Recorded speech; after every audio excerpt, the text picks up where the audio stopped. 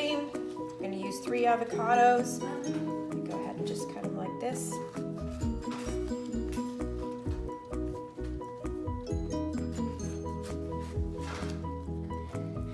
And then take the seeds out.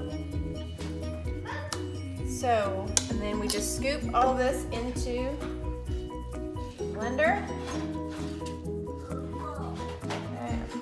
For purposes, I'm not going to put all of them in there. I use flax milk because she's non-dairy, so I just put about that much milk in the bottom. Finish putting all your avocado in there. Tablespoon, and this is my carob powder, about a heaping scoop. I put a little bit of this chicken, or not chicken, but chocolate bone broth, the brand I use, in there. And my sweetener of choice is maple syrup. I give it a little bit of a swirl of maple syrup. You can add banana, you could add dates to it. I'm gonna finish putting the avocado in. I add a little bit of water so it doesn't get too thick.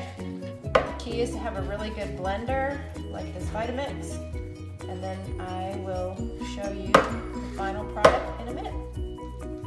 So there is pretty much what it looks like. I'm going to add just a little bit of water to make it a little thinner.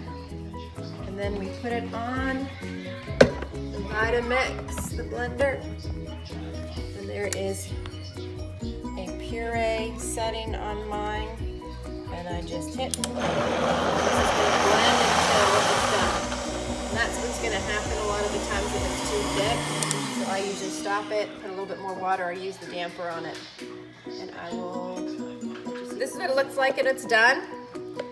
And I just go ahead and put it in little cups. You can make it thinner. This is a little bit thicker than I typically do, but just depending on whatever kind of consistency you want. The other thing that you can do is, I have a friend who makes this and then freezes it so that it's like an ice cream, an avocado ice cream. And so her little girl likes that for her non-dairy healthy ice cream.